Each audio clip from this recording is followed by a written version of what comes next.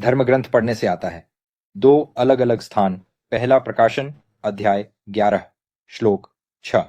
प्रकाशित वाक्य अध्याय 11 छठा श्लोक। इनमें आकाश को बंद करने की शक्ति है ताकि उनके दिनों में बारिश नहीं हो सकती। भविष्यवाणी। और उनके पास पानी को खून में बदलने की शक्ति है और जब भी चाहें पृथ्वी पर हर विपत्ति ला सकते हैं। दूसरा धर्म ग्रंथ निर्गमन अध्याय 9 श्लोक 14 से आता है। निर्गमन अध्याय 9 श्लोक 14। क्योंकि अब की बार मैं अपना सारा स्थान तुझ पर, तेरे कर्मचारियों और तेरी प्रजा पर भेजूंगा, ताकि तुम जान लो कि सारी पृथ्वी पर मेरे जैसा कोई नहीं है। यह परमेश्वर का वचन है। भगवान मैं हूं।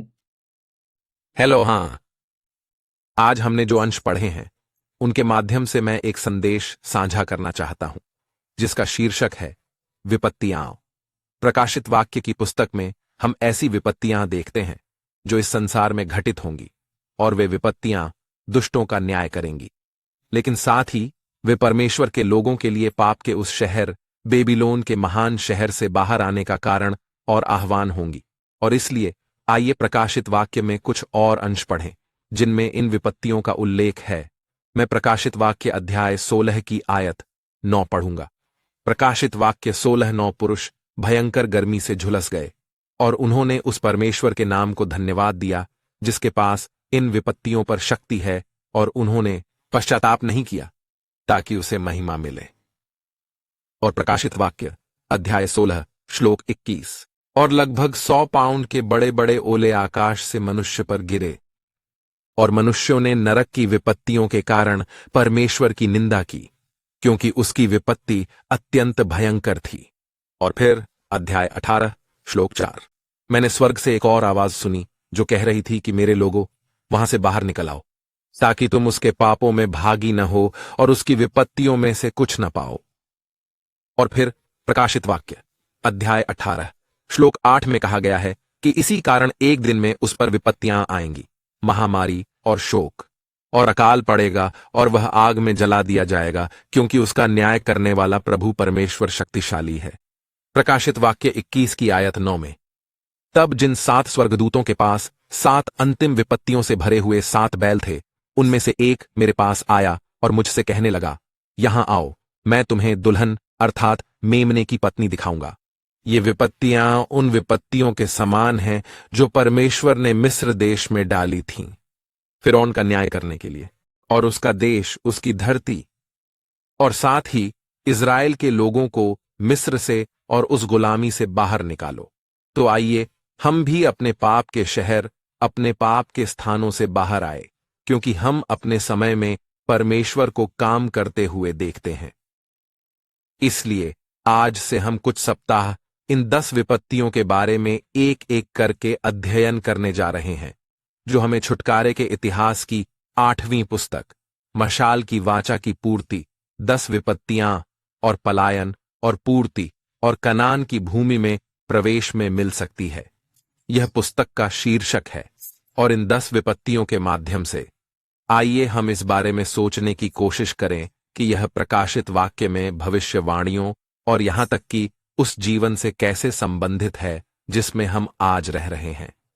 और इसलिए परमेश्वर 10 विपत्तियों का उपयोग करता है मिस्र का न्याय करने और अंत में अपने लोगों इस्राएल को बचाने के लिए।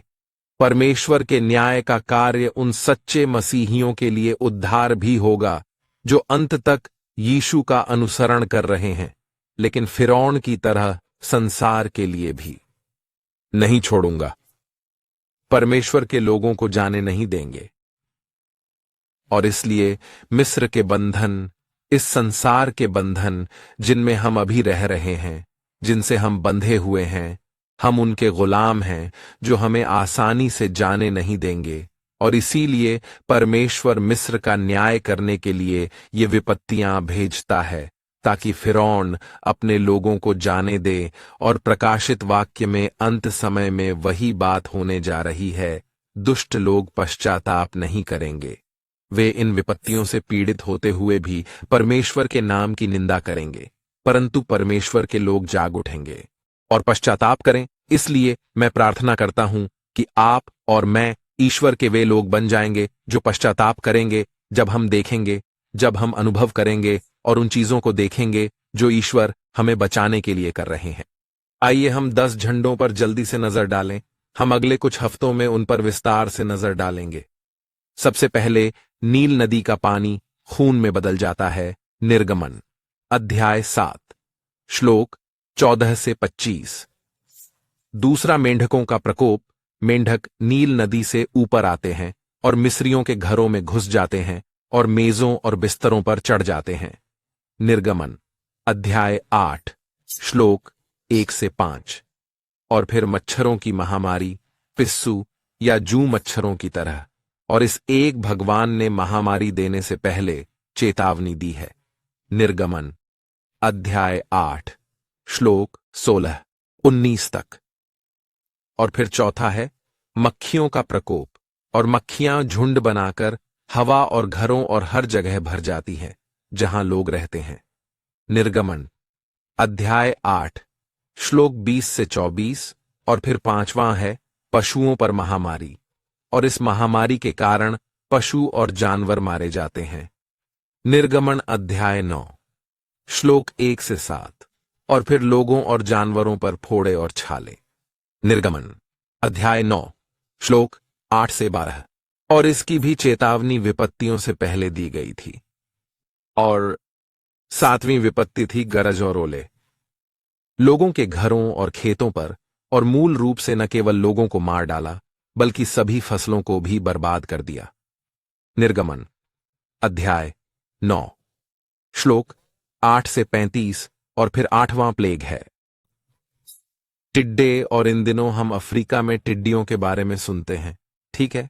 और एक बार ये टिड्डे सारी फसलें, सारा भोजन और वनस्पति खा जाते हैं, वे सब मर जाते हैं और बर्बाद हो जाते हैं। और निर्गमन अध्याय 10 श्लोक 1 से 20। और फिर 9वां घना अंधकार था, जिसे बाइबल शास्त्र के अनुसार महसूस किया जा सकता है। यह इतना घना था कि ऐसा कहा जाता है कि इसे महसूस किया जा सकता है, और यह अंधेपन की तरह भी है। आप 3 दिनों तक कुछ भी नहीं देख सकते हैं। और यह 9वां चेतावनी भी दी गई थी, इसलिए तीसरा, छठा और 9वां चेतावनी दी गई थी। और फिर अंत में 10वां सभी मानव और पशु ज्येष्ठों की मृत्यु थी। और यह निर्गमन अध्याय 11 श्लोक 5 में है।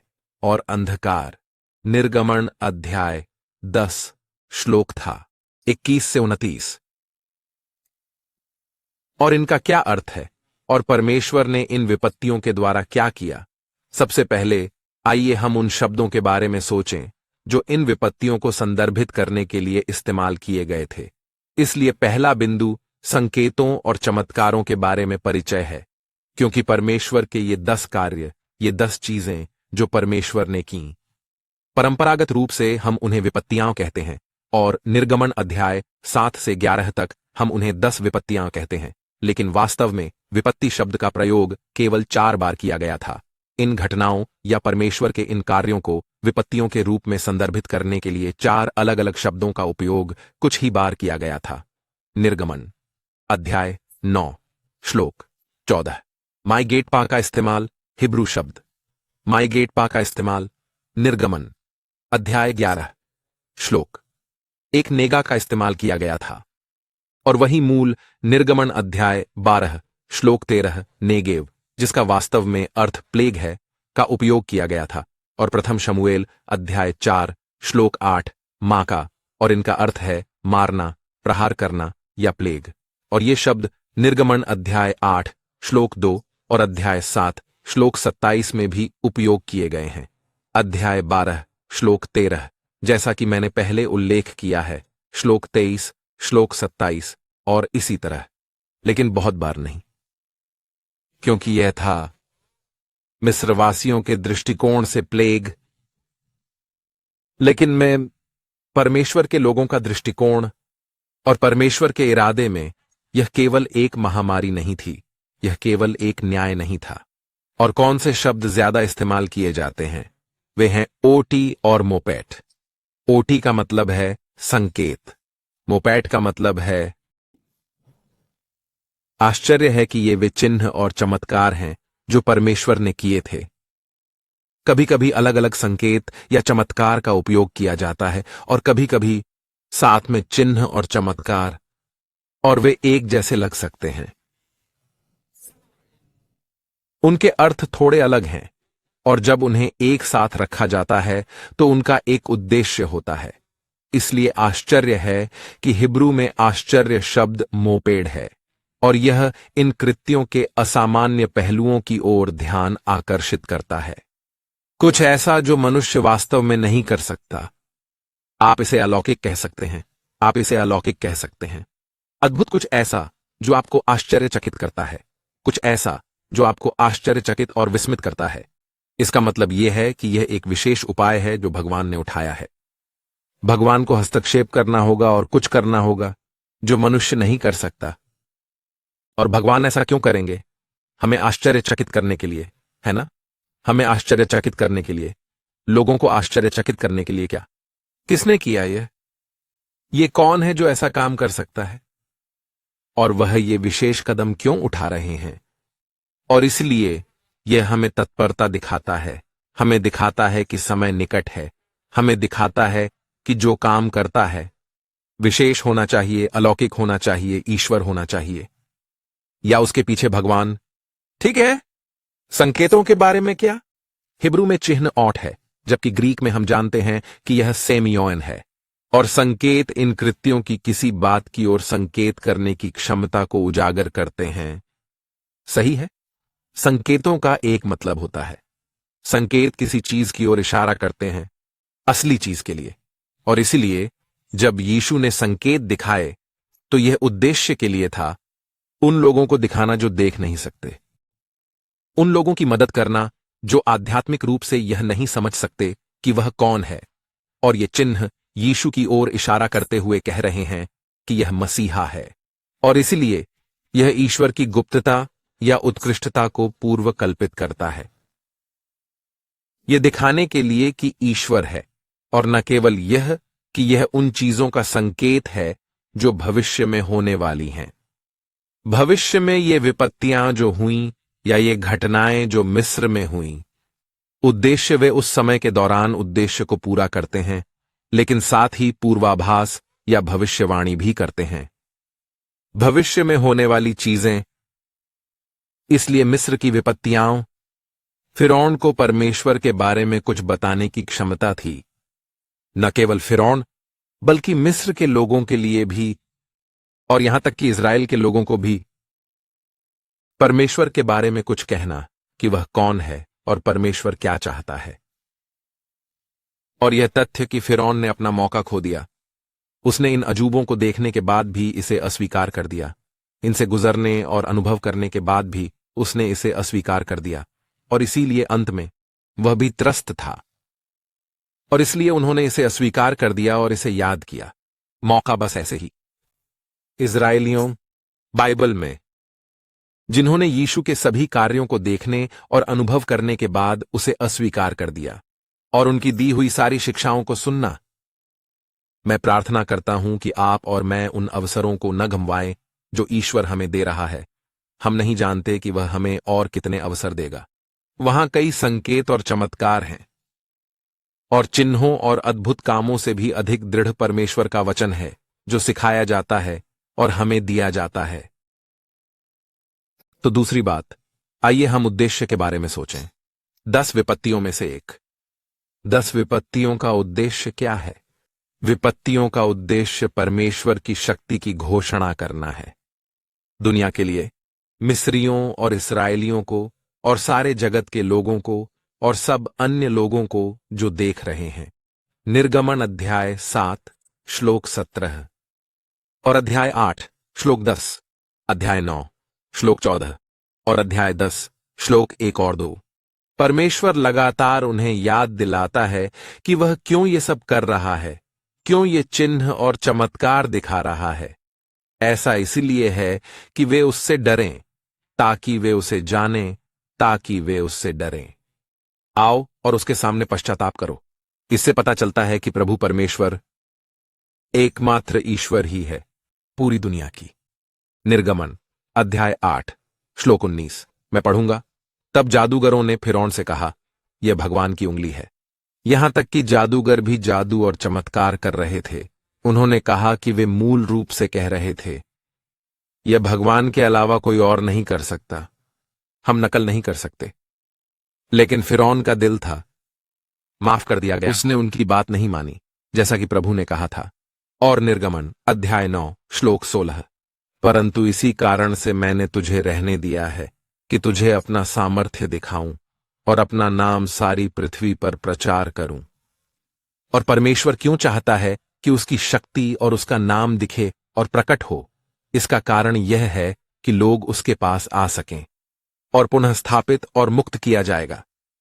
इसलिए नहीं कि वह उन पर मानव लालची राजा की तरह शासन कर सके, लेकिन केवल उसके पास आकर ही पहचान कर ईश्वर और उस पर विश्वास हम बच सकते हैं और हमें मुक्ति मिल सकती है। दूसरे, इसका उद्देश्य संसार के अधिकारियों का न्याय करना है। परमेश्वर उन चीजों और राष्ट्र का न्याय कर रहा है जिसने इज़राइल को गुलाम बनाया और उन्हें अपनी पहचान भूलने और अपना विश्वास खोने के लिए मजबूर किया। मिस्र में जीवन के तरीकों के कारण इस्राएली गुलाम थे और इसलिए उन्होंने अपनी पहचान खो दी कि वे परमेश्वर के लोग कौन हैं, परमेश्वर के ज्येष्ठ पुत्र कौन हैं। उन्होंने अपनी आशा और पहचान खो दी कि उनके पूर्वज कौन थे। याद रखें कि वे अब्राहम, इसहाक और याकूब के वंशज थे, जो वादे परमेश्वर ने उनसे किए थे। आध्यात्मिक विरासत, परमेश्वर ने उनसे जो भूमि देने का वादा किया था उसे वे भूल गए और वे बहुत व्यस्त थे, गुलामों की तरह जीवन जीने में बहुत उलझे हुए थे। और क्योंकि वे अपने जीवन को संभाल नहीं सकते थे, सप्त के दिन वे पूजा करने के लिए स्वतंत्र नहीं थे, जिसके कारण वे भूल गए। भगवान की पूजा करना भूल जाओ। 1 या 2 बार आप भगवान की पूजा करना बंद कर देते हैं, आपको इसकी आदत हो जाती है। आइए हम खुद से पूछें कि आज कौन सी चीजें हमें गुलाम बना रही हैं। हमारी पहचान क्या है? आपकी पहचान क्या है? हमारी पहचान क्या तय करती है? क्या यह राशि है? हमारे बैंक खाते में जमा पैसा ही तय करता है कि हमारी पहचान क्या है? यह बैंक की पहचान या धन की पहचान है? हम जिस तरह की कार चलाते हैं, यह कार की पहचान है। एक प्रकार का ब्रांड नाम के कपड़े जो हम पहनते हैं, क्या यह वही काम है जो आपके पास है? या आपकी स्वामित्व वाली कंपनी? जिस तरह के घर में हम रहते हैं और वे हमारी पहचान को प्रभावित करते हैं। लेकिन हमें अपने आप से पूछना होगा और हमें याद रखना होगा कि हमारा शाश्वत घर कहां है, हम कहां लौटेंगे और हम कहां से आए, हम इस दुनिया में क्यों रह रहे हैं, मेरा उद्देश्य क्या है। जो भी मेरा स्वामी बन गया उसका न्याय भगवान करेंगे। जिसने हमारे हृदयों में, हमारे जीवनों में परमेश्वर का स्थान ले लिया है। और यदि हमारा जीवन उस बात पर निर्भर है जिसका न्याय परमेश्वर कर रहा है, हमारा भी उनके साथ न्याय किया जाएगा। यह क्या हुआ? मिस्र में जो लोग इन देवताओं पर निर्भर थे, जो लोग इन प्राधिकारियों पर निर्भर थे, उनका न्याय किया गया एक साथ।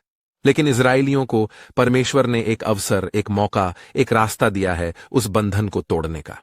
दास्ता फसह के माध्यम से। फसह मूलतः उपासना की पुनर्स्थापना, उनकी पहचान की पुनर्स्थापना थी। तीसरा उद्देश्य है उन चीजों का न्याय किया जिन्हें मनुष्य ने अपना देवता माना और इसका श्रेय दिया। उनकी भलाई, यह परमेश्वर है जो आशीर्वाद देता है, यह परमेश्वर है जिसने प्रबंध किया। लेकिन लोग अंधविश्वासी हो गए और चीजों या पेड़ों या अलग अलग जानवरों और अलग अलग प्राणियों को श्रेय और दिव्यता या देवता दिया। उन्होंने मूर्तियां भी बनाई और उन्हें देवता का श्रेय दिया। यह विश्वास करना या स्वयं को यह विश्वास दिलाना कि उनमें किसी प्रकार की शक्ति है। उत्पत्ति अध्याय 15 श्लोक 14 परंतु मैं उस जाति का भी न्याय करता हूं जिसकी वे सेवा करेंगे और उसके बाद वे बहुत सी संपत्ति लेकर निकलेंगे। निर्गमन अध्याय 12 पद 12 क्योंकि उस रात मैं मिस्र देश के बीच से होकर जाऊंगा और मिस्र देश के सब पहिलौठों को मार डालूंगा, क्या मनुष्य क्या पशु, और मिस्र के सभी देवताओं के विरुद्ध मैं न्याय निर्णय निष्पादित करूंगा। मैं प्रभु हूं। वह कह रहा है, मैं यहोवा हूं। एकमात्र सच्चा परमेश्वर। गिनती अध्याय 33 आयत 4। जब मिस्री लोग अपने सभी पहलौठों को दफना रहे थे जिन्हें यहोवा ने उनके बीच में मारा था, यहोवा ने उनके देवताओं को भी दंड दिया था। मिस्रवासी 80 से अधिक जानवरों और रेंगने वाले जीवों को अपना देवता मानते थे, विशेषकर वे जो नील नदी से निकलते हैं। वे अपने जीवन में समृद्धि, उर्वरता और आशीर्वाद प्राप्त करने के लिए इन देवताओं की सेवा करते थे। बेशक ये सभी आशीर्वाद केवल भौतिक आशीर्वाद, इस धरती पर आशीर्वाद तक ही सीमित हैं। मिस्रवासी सूर्य, चंद्रमा और तारों को अपना देवता मानते थे। वे नील नदी की सेवा और पूजा करते थे, बहुतायत के देवता के रूप में।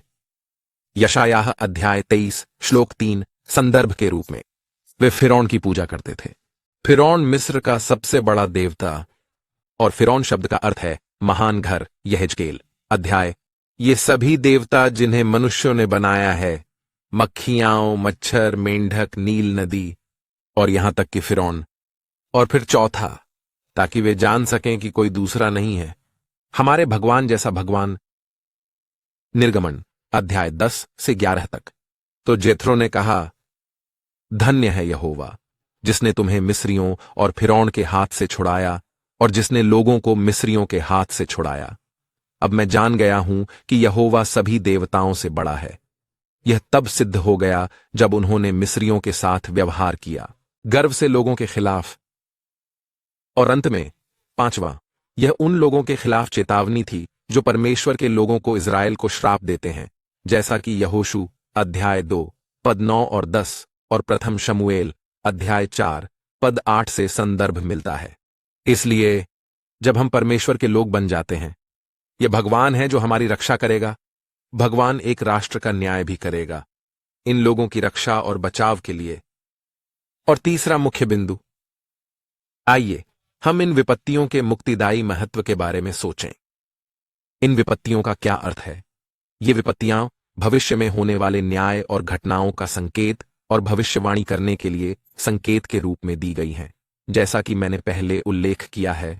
प्रकाशित वाक्य अध्याय 16 श्लोक 4। और तीसरे स्वर्गदूत ने अपना कटोरा पानी के सोतों की नदियों में उंडेल दिया और वे खून बन गए, ठीक वैसे ही जैसे मिस्र में पहली विपत्ति आई थी, पानी खून बन गया। रक्त रहस्योद्घाटन अध्याय 16 श्लोक 13। और पशु के मुंह से और झूठे भविष्यद्वक्ता के मुंह से 3 अशुद्ध आत्माएं मेंढकों के समान निकलती हैं। हम 10 विपत्तियों में से दूसरी विपत्ति में मेंढकों को देखते हैं। और प्रकाशित वाक्य 16वें अध्याय की आयत 2 में लिखा है कि पहला स्वर्गदूत गया और उसने अपनी बातें उन पृथ्वी पर कटोरा, और यह एक लोडस्टोन और घातक भंडार बन गया। जानवर पर महामारी की तरह जिन लोगों पर पशु की छाप थी और जो उसकी प्रतिमा की पूजा करते थे, उन पर न केवल महामारी आई बल्कि मनुष्यों और पशुओं पर फोड़े भी आए। और प्रकाशित वाक्य 8वीं आयत 7वीं में पहली तुरही फूंकी गई और ओले और आग निकली जिसमें खून मिला हुआ था, और वे धरती पर फेंक दिए गए, और 1/3 पेड़ जल गए और सारी हरी घास जल गई। ओले और रहस्योद्घाटन अध्याय 16 श्लोक 10-5। स्वर्गदूत ने अपना कटोरा जानवर के सिंहासन पर उंडेला और उसका राज्य आया, अंधकारमय हो गया, और उन्होंने दर्द के कारण अपनी जीभ हिलाई। रहस्योद्घाटन अध्याय 9 श्लोक 20 और 21। शेष मानव जाति जो इन विपत्तियों से नहीं मरी है, उन्होंने अपने हाथों के कार्यों से पश्चाताप नहीं किया, ताकि राक्षसों और सोने और चांदी और पीतल और पत्थर और लकड़ी की मूर्तियों की पूजा न करें, जो न तो देख सकते हैं, न सुन सकते हैं, न चल सकते हैं। और उन्होंने अपनी हत्याओं, न अपने जादू टोने, न अपनी अनैतिकता और न ही अपनी मृत्यु का पश्चाताप किया। और मूलतः कई लोगों के हृदय फिरौन के समान कठोर हो गए थे। प्रकाशित वाक्य भी और प्रकाशित वाक्य अध्याय 9 पद 15। और 4 स्वर्गदूत जो घंटे और दिन और महीने और वर्ष के लिए चारों के लिए तैयार किए गए थे, उन्हें छोड़ दिया गया ताकि वे अंत में मानव जाति के 1/3 को मार डालें। ठीक पिछली महामारी की तरह उन लोगों के लिए मृत्यु होगी जो पश्चाताप नहीं करते हैं। ये उन लोगों के खिलाफ निर्णय हैं जो परमेश्वर के दायरे में नहीं आते हैं, और यह अच्छा था। मैं हमें उत्पत्ति अध्याय 1 और अध्याय 2 में वापस ले जा रहा हूं। विशेष रूप से उत्पत्ति अध्याय 1 में हम 6 दिनों के लिए परमेश्वर के सृष्टि के कार्य को देखते हैं और 7वें दिन बाकी काम करते हैं, और मैंने उल्लेख किया है कि यह संपूर्ण छुटकारे के इतिहास का पूर्वाभास और भविष्यवाणी है, और इसलिए यह एक सृष्टि का विवरण होने के साथ साथ छुटकारे का विवरण भी है कि परमेश्वर छुटकारे का कार्य कैसे करता है। और इसलिए इसमें सृष्टि कार्य ईश्वर कुछ ऐसा बनाता है जो अलगाव का केंद्र बन जाता है। अच्छाई और बुराई के बीच अलगाव, प्रकाश और अंधकार के बीच पृथक्करण, ऊपर के जल और नीचे के जल के बीच पृथक्करण, भूमि और समुद्र के बीच पृथक्करण, हवा में रहने वाले प्राणियों और समुद्र में रहने वाले प्राणियों के बीच पृथक्करण, और इसी प्रकार पशु और जानवर, और इस प्रकार इन पृथक्करणों के माध्यम से परमेश्वर छुटकारे का कार्य कर रहा है। जो अंधकार में हैं उन्हें प्रकाश में छुड़ा रहा है, जो निचले जल में हैं उन्हें छुड़ा रहा है नीचे के जल में। ऊपर के पानी में आपको पता है दोबारा जन्म लेना, और इसी तरह। लेकिन जो नहीं बदले वे उस परिवर्तन से नहीं गुजरे या अलगाव, वे बने रहेंगे, वे इन निर्णयों का विषय बनेंगे। तो सबसे पहले जो पानी खून में बदल गया वह नील नदी का प्रतिनिधित्व करता है। नीचे का पानी, नीचे के जल का गिरना और मरना, मेंढक, मच्छर और मक्खियां आध्यात्मिक क्षेत्र में अपवित्रता और भ्रष्टाचार का प्रतिनिधित्व करते हैं। आध्यात्मिक प्राणी, और वे लालच लाना, तेज आवाज और अन्य बातें। हम आने वाले सप्ताहों में इस पर बात करेंगे। और ये लालच और अशुद्धता और अपवित्रता और दुष्टता जो लोगों को प्रभावित करते हैं, जो लोगों को दिए जाते हैं और लोग उनसे सीखते हैं, और ये चीजें नीचे के पानी में रहती हैं और पैदा होती हैं। तीसरा, महामारी और फोड़े जानवरों के खिलाफ दंड है। वे लोग जो नए सिरे से जन्म नहीं लेते और पशुओं के तरीकों और दर्शन शास्त्र के अनुसार जीवन जीते हैं, जिनके बारे में हम प्रकाशित वाक्य 13 में बात कर रहे हैं। ओलावृष्टि और टिड्डियों की विपत्तियां बांझपन और अकाल के प्रभाव हैं, जो आत्मिक बांझपन और अवज्ञा के परिणाम स्वरूप उत्पन्न होते हैं। घना अंधकार यह दर्शाता है कि उन्होंने प्रकाश को अस्वीकार कर दिया है और उनके जीवन में कोई प्रकाश नहीं है। अब प्रकाश उन्हें अस्वीकार करता है। और अंत में सभी पहलौठों की मृत्यु अनंत अंत की पूर्व सूचना देती है, उन सब में से जिनके पास फसह का मेमना नहीं है, जो यीशु है। प्रकाशित वाक्य में दूसरी मृत्यु के बारे में बोलते हुए अनंत मृत्यु जो होगी, उन्हें नीचे ले जाया गया में गंधक की आग, नरक की आग। जब परमेश्वर प्रकाश की रचना कर रहा था, जब परमेश्वर प्रकाश चमकाता है तो हमें उस प्रकाश में आना होगा। और वह उस अंधकार में जब यीशु आया तो वह प्रकाश था, और वह कहता है कि प्रकाश आया और अंधकार ने उसे नहीं समझा और उसे स्वीकार नहीं किया। जब भगवान खर्च बनाता है और उस पानी पर तेज रोशनी डालता है और पानी तक रोशनी आने देता है, हमें उसमें शामिल होना होगा और ऊपर आ जाओ। इसके बजाय लालच को थामे रहो। और ये इस संसार में बुरे कर्म निचले जल में होते हैं और वहीं रहते हैं। यहां तक कि जानवरों में भी शुद्ध जानवर और अशुद्ध जानवर होते हैं, और फिर जानवरों और मनुष्यों के बीच अंतर होता है। हालांकि बार बार मैंने भजन संहिता 49 की आयत 20 का उल्लेख किया है, लेकिन बिना समझ के मनुष्य जानवरों के समान हैं जो नष्ट हो जाते हैं। निष्कर्ष के रूप में यीशु द्वारा चिन्हों और चमत्कारों का पूरा होना। आइए हम इस पर विचार करें कि यह कैसे यीशु के कार्य और शिक्षाओं से जुड़ा हुआ है। यीशु के द्वारा चिन्हों का उद्देश्य पूरा हुआ। यीशु की सेवकाई के दौरान उसने हमें चिन्ह और चमत्कार दिखाए, हमें यह बताने के लिए, हमें यह साबित करने के लिए कि वह स्वर्ग से परमेश्वर है, हमें बचाने और हमें छुड़ाने के लिए नीचे आया है, ठीक वैसे ही जैसे परमेश्वर ने हमें बचाया था। पुराने नियम के वचन की भविष्यवाणी और वादा किया। वो वही है जो हमें बचाने आया है आध्यात्मिक मिस्र से, जो कि यह संसार है, और वह क्रूस पर अपनी विजय के द्वारा हमें पाप और मृत्यु की दास्ता से छुड़ाएगा। और जब यीशु इस धरती पर आए, उन्होंने दावा किया कि वह वही हैं जो मैं हूं। मिस्र में जो ये चिन्ह दिखाता था और दिखाता था, उसे स्मरण करो। आश्चर्य जिसे हम विपत्तियां कहते हैं, वह परमेश्वर जिसने अपना नाम यहोवा रखा, मैं वही हूं जो मैं हूं। याद करो जब मूसा की मुलाकात होरेब पर्वत पर जलती हुई झाड़ी के पास परमेश्वर से हुई थी। उसने परमेश्वर से पूछा, मैं किसको कहूं कि मुझे मूलतः किसने भेजा है? भगवान, आपका नाम क्या है? और भगवान ने कहा, यह नाम यहोवा है, मैं वही हूं जो मैं हूं। और इसलिए यीशु आते हैं और कहते हैं कि वह मैं हूं। पहले वह कहता है कि मैं जीवन की रोटी हूं, स्वर्ग से उतरा। यूहन्ना अध्याय 6 पद 35 और निम्नलिखित। दूसरा, वह कहता है कि वह जीवन जल का स्रोत है। यूहन्ना अध्याय 4 और अध्याय 7 आयतें 37 से 29। वह कहता है, मैं जगत की ज्योति हूं। यूहन्ना अध्याय 8 पद 12, अध्याय 9 श्लोक 5।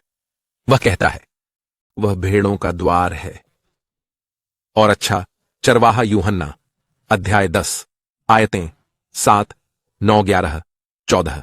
और फिर वह कहता है कि मैं पुनरुत्थान और जीवन हूं। यूहन्ना अध्याय 11 पद 25 और 26। और फिर वह कहता है कि वही मार्ग, सत्य और जीवन है। 14वां अध्याय पद 6। और अंत में वह कहता है कि मैं सच्ची दाखलता हूं। अध्याय 15 श्लोक 1 और श्लोक 5। यीशु विपत्तियों के बीच सुरक्षा की रक्षा है। मैं ही वह हूं जिसने मिस्र में अपने लोगों की रक्षा की और दंडित किया गया दुष्ट लोग, और इजरायलियों को मिस्र से बचाया और उन्हें वादा किए गए देश में ले गया। यीशु आता है और कहता है कि वह वही है जो मैं हूं, जो सुरक्षा प्रदान करता है। वे बचाएंगे, बचाओ, और वह अपने लोगों को ले जाएगा वादा किए गए देश में, जो स्वर्ग का राज्य है। और इसलिए यह है, इसकी भविष्यवाणी यशायाह और भविष्यद्वक्ताओं ने की है। उदाहरण के लिए यशायाह 43 पद 10 से 13, पद 25, अध्याय 45 पद 18, अध्याय 48 पद 12, 51, 12, 52, 6। और फिर यीशु ने अध्याय 11 की 5वीं आयत में कहा, अंधे को दृष्टि मिले और लंगड़ाकर चलना, कोढ़ी शुद्ध हो जाते हैं और बहरे सुनने लगते हैं, मरे हुओं को जिलाया जाता है और गरीबों को सुसमाचार सुनाया जाता है। यह मोक्ष का कार्य है। यीशु तैयारी का काम कर रहा है, जयंती के लिए, निर्णय नहीं, अपने लोगों के लिए। वह यशायाह 35 की 5वीं आयत, यशायाह 60-61 की 1वीं आयत को उद्धृत कर रहा है। यीशु अपने मंत्रालय की शुरुआत में भी यही बात कही थी, यह कहते हुए कि यही उद्देश्य है, मैं इस दुनिया में क्यों आया। लूका अध्याय 4 में 3 की आयत, केवल यीशु के द्वारा ही हम इस पृथ्वी पर आने वाली विपत्तियों से बच सकते हैं। यीशु जीवन की नदी, जीवंत जल का स्रोत है। जब वे नदियां जिन पर लोग निर्भर थे, नील नदी, वे नदियां जिनसे लोग अपनी आजीविका चलाते थे, मृत्यु की नदी, रक्त की नदी बन जाती है। यीशु वह प्रकाश है जब सारा संसार प्रकाश खो देता है। यीशु कहते हैं, जब तक मैं इस दुनिया में हूं, मैं प्रकाश हूं। यह वह दिन है जब सभी लोग अंधकार, अवसाद, निराशा और अंधेपन, आध्यात्मिक अंधेपन में पीड़ित होंगे। जब दुनिया अंधकारमय हो जाएगी, तो यीशु मसीह में बने रहने वालों के लिए प्रकाश होगा। यीशु हमारे जीवन की रोटी है। जब संसार मेंढकों, मक्खियों, टिड्डियों, ओलों और अन्य के कारण कुछ भी नहीं खा सकता, जब संसार आनंद खो देता है, जब संसार भरोसा नहीं कर सकता, जब संसार के पास खाने को कुछ नहीं होता, तब यीशु रोटी बन जाता है। यीशु प्रदान करेगा केवल भौतिक भोजन ही नहीं, लेकिन आध्यात्मिक, यीशु हमारा चरवाहा और सुरक्षा है, जो उसके द्वारों से प्रवेश करते हैं। जब दुनिया के वे सभी जानवर जो समृद्धि और धन प्रदान करते थे अब नष्ट हो गए हैं, जब विभिन्न प्रकार की विपत्तियों का भय होता है, तो यीशु कहते हैं, मेरे द्वारा आओ, मैं तुम्हारे लिए द्वार खोलूंगा। मैं अपनी भेड़ों के लिए द्वार हूं, और जो लोग भीतर आएंगे वे मेरा शब्द पहचान लेंगे। मैं उनका नाम लेकर उनको पहचानूंगा और उनकी रक्षा करूंगा। यीशु ही वह सच्ची दाखलता है जो हमें आत्मिक दाखमधु देगी, जो हमें अनंत जीवन देता है जब दुनिया मौत का खून पी रहे होंगे। और अंत में आइए हम यीशु के प्रथम और अंतिम अल्फा और ओमेगा अर्थात उसके प्रथम और अंतिम कार्यों, चिन्हों और आश्चर्य कर्मों के बारे में सोचें। पहले था पानी को बदलना, कैना में शराब, सच्चा अंतिम संकेत और आश्चर्य की बात थी क्रूस पर चढ़ना। और यह मेल खाता है और यह बिल्कुल वैसा ही है। पहला प्लेग और आखिरी विपत्ति। पहला प्लेग नील नदी को रक्त नदी में बदल रहा था, जैसे यीशु ने पलटकर कहा, पानी को शराब में बदलना। और फिर अंतिम प्लेग से जेठा की मृत्यु हो गई। और यीशु था भगवान का ज्येष्ठ पुत्र, भगवान का इकलौता पुत्र, जो मारा गया। देखिए, ऐसा इसलिए है क्योंकि मिस्र में ये विपत्तियां न्याय थीं, विपत्तियों खिलाफ दुष्ट। लेकिन यीशु लेता है कि और वह इसे आशीर्वाद में बदल देता है। पानी को मौत के खून में बदलने के बजाय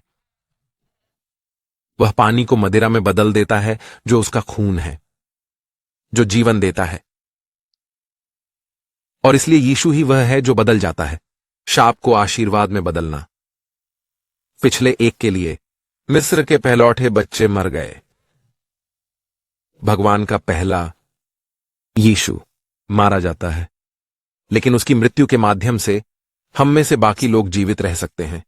तो वह उठाता है, वह अपने ऊपर अभिशाप ले लेता है, जो हमें प्राप्त करना है, ठीक फसह के मेमने की तरह, ताकि हम जीना जारी रख सकें, ताकि हम आशीर्वाद प्राप्त कर सकें, ताकि हम लोगों के रूप में अपनी पहचान को पुनः प्राप्त कर सकें, बेटा और परमेश्वर का जेठा। और इसलिए मैं प्रार्थना करता हूं कि इस समय की स्थिति के बीच भी बहुत से लोग कह रहे हैं कि यह एक अभिशाप है जो मनुष्य को मिल रहा है, यह एक न्याय या विपत्ति है। इससे कोई फर्क नहीं पड़ता। जो लोग यीशु मसीह में हैं, यहां तक कि शाप भी आशीर्वाद में बदल जाएगा। जो लोग यीशु मसीह में हैं बच जाएंगे, सुरक्षित रहेंगे। और हम यीशु को खोजने पर ध्यान केंद्रित करें, हम यीशु पर विश्वास करने पर ध्यान केंद्रित करें, और वह आएगा और हमें बचाएगा। तो आइए हम अगले सप्ताह से एक एक करके विपत्तियों के बारे में सोचना जारी रखें। और मैं प्रार्थना करता हूं कि परमेश्वर हमें बुद्धि दे और उसकी आत्मा, उसकी पवित्र आत्मा हमें आगे ले जाए और हमें और अधिक समझने की अनुमति दे। हमें प्रार्थना करनी चाहिए। हमारे स्वर्गीय पिता, हम आपको धन्यवाद देते हैं हमारे साथ रहकर, हमारी रक्षा के लिए, हमारा द्वार, हमारा गेट, हमारा रास्ता बनने के लिए, दीवार, हमारी बाढ़, हमारी सुरक्षा। हमारे पिता, हम आपको धन्यवाद देते हैं कि आपने हमें आपकी आराधना करने की अनुमति दी, हमें आराधना जारी रखने में मदद की और हमें आपकी पवित्र आत्मा को छुड़ाने में मदद की, ताकि हम वास्तव में आप पर विश्वास कर सकें, हम आपके लोगों के रूप में अपनी पहचान को छुड़ा सकें और हम जीत सकें। और पिता, जैसे जैसे शैतान के कार्यों, पशु के कार्यों और मानव जाति के पापों के कारण संसार अंधकारमय होता जा रहा है, कृपया अपने लोगों को पहचानिए, उनकी रक्षा कीजिए, उन्हें आशीर्वाद दीजिए और उनका मार्गदर्शन कीजिए। आपकी कृपा के लिए बहुत बहुत धन्यवाद, इस विश्वास के साथ कि आप हमें आने वाले इस सप्ताह में अपने उज्ज्वल प्रकाश से आशीर्वाद देंगे और हमें विजय प्राप्त करने देंगे। हम अपने प्रभु यीशु मसीह के नाम पर धन्यवाद के साथ प्रार्थना करते हैं। तथास्तु।